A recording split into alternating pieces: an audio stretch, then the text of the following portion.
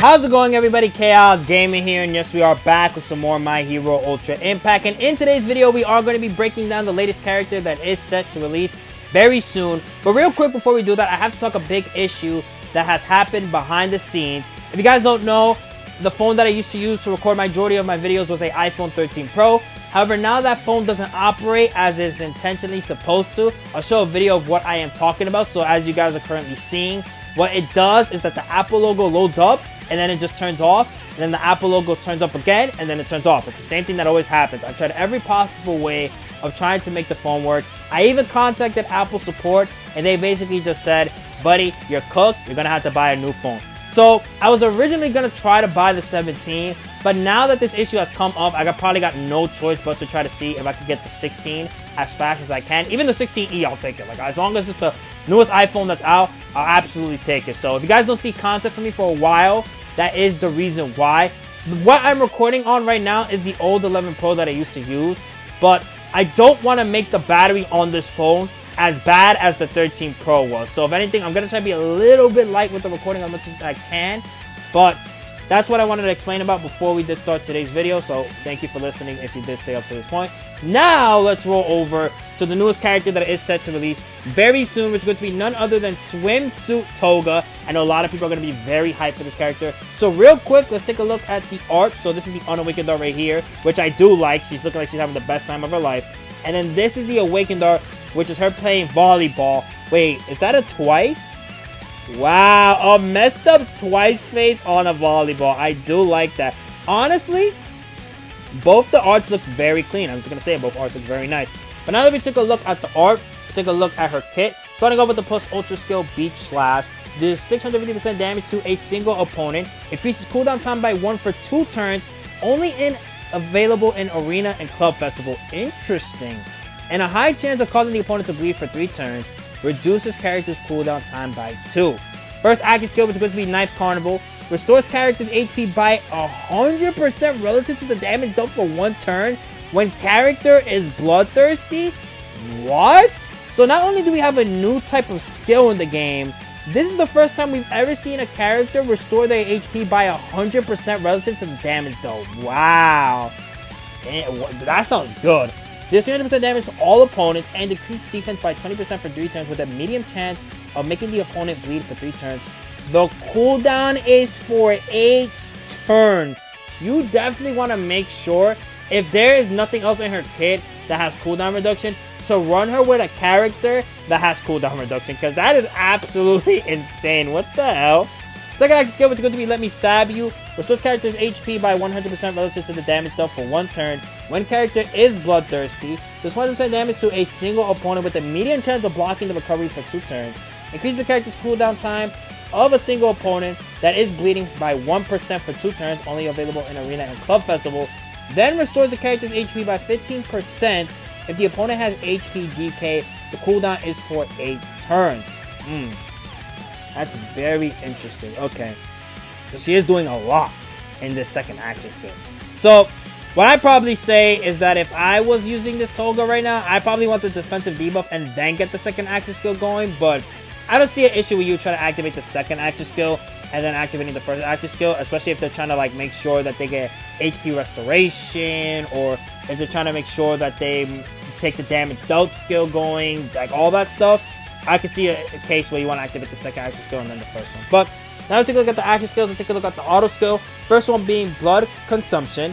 Gives character enhanced when these 2 conditions are met at the end of the turn. Number 1 is after 3 turns pass while character is bloodthirsty. And then number 2 is after 3 turns pass from the start of battle. Makes character bloodthirsty when HP is 50% or higher. Reduces character's cooldown time by 1 after 1 turn pass while character is bloodthirsty. This does not affect guess. Reduces character's cooldown time by 1 when an opponent receives cooldown time extension 1 time. Then restores HP of all allies by 10% relative to the damage dealt for 2 turns when an opponent receives cooldown time extension 2 times. And their enhancement bonus effect is that reduces character's cooldown time by 1 when used in a character successfully execute a skill chain. And then these are enhanced buffs. What's interesting as well, we did not see any enhanced buffs for the action skill or the Plus Ultra. Okay, that's very interesting. Second auto skill, which is going to be Bloody Knife, gives all allies the ability to nullify status ailments for 1 turn up to 1 time. This buff cannot be cancelled or blocked. This character immunity to confusion while bloodthirsty. Interesting. Increases normal attack skill impact of all allies by 10% for 2 turns. When character receives cooldown time reduction 1 time. Hey, you know who you can rock with this? Our boy Fumikage Tokoyami. Increases character's power by 10% for 3 turns. When character receives cooldown time reduction 2 times. Gives all allies the ability to notify 2 status ailments when character receives cooldown time reduction 3 times. And then the enhancement bonus effect gives character the ability to land bullseye while bloodthirsty. So overall, yeah, this character is looking very good. Again, the only issue that you could probably run into is the fact that her cooldowns are very long, but she does have ways of making it go down. But just in case, I probably would run a character that does give cooldown time reduction.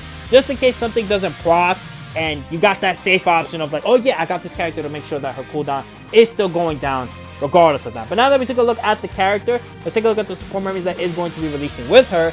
The first one is called The Sea and Its Delicacies. So what this support memory is doing is that it increases character's max HP by 35%, decreases speed of all opponents by 50% when character is bloodthirsty, gives character the ability to use 2 normal attacks for 2 turns after character attacks opponent 2 times while bloodthirsty, multi-hit attacks equal 1 attack, increases max HP of all allies by 10% for 2 turns after character attacks the opponents 3 times while bloodthirsty, and then increases increases plus ultra gauge of all allies by 20% after character attacks the opponent 4 times while bloodthirsty, multi-hit attacks equal 1 attack. So I like this support memory. You know, it's supporting, it's debuffing, and it's making her stay alive a little bit longer. And then this is the art with our boy Spina, Twice, and Toga. All the Twice fans are sad, I know. But hey, look about it like this. He's happy. And that's what you guys should be too. Happy. So let's take a look at level 1. So it's 20%, 8%, 10%, and 20%. Then this goes up to 25, 10%, 10%. Then this goes up to 30%, 12%. And then finally DX level 1, 35 and 15%. Now we will take a look at the SR support memory. So this is game all day. I know that's what everybody likes to do, just game. Increases character's max HP by 25% and reduces bleeding damage to character by 30%. At 2-turn pass while character is bleeding, restores HP of all allies by 10% up to 3 times. Alright, now the free-to-play support memory. There we go right here. Oh, it didn't click? Okay. Clink your glass. This one, every 3 turns, reduces character's cooldown time by 1 up to 2 times. Increases defense of all opponents by 50% for 2 turns. When character receives cooldown time reduction 2 times up to 4 times. And then increases character's power by 15% for 3 turns. When character receives cooldown time reduction 2 times up to 4 times. I like this support memory. It's good. But one thing that would have made it a little bit better, you just give it speed. You give it speed, awesome right there. And we got Dabi, Compress, and Twice. Interesting. Alright, so now we took a look at everything at the website. We're going to take a look at everything on the Discord. So stay tuned. Let's find out what other stuff we need to know. Alright, here we are on the Discord. Let's not waste any more time. Let's get this started. So, we got the Villain's Vacation swimsuit. Big update maintenance coming. We got the Toga. We got new case files dropping. Interesting. So the featured SR characters are going to be Momo and Lemillion. We got the update overview, which is added a new skill effect, Bloodthirsty. Added skip function to the download screen seen after installing the app. And then minor issues resolved. The added new skill effect, Bloodthirsty. Let's find out what it does. So when the newly added Bloodthirsty skill is effect applied to a character, additional bleed damage will be done to the opponent when attacking them, and then the opponent is already bleeding, the additional bleeding damage will be increased. Interesting. So, added skip function to the download screen seen after installing the app. A skip function has been added to the download screen that is seen after installing the app. By opting to skip on the data download screen, you can proceed right to the tutorial without needing to fully download the game data.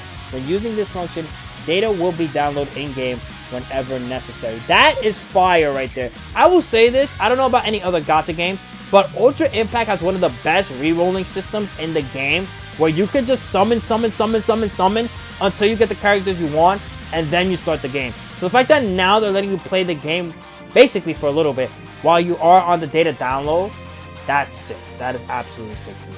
So we got the Toga's art right here, we got the support memory arts right here, we got the upcoming maintenance on August 6th.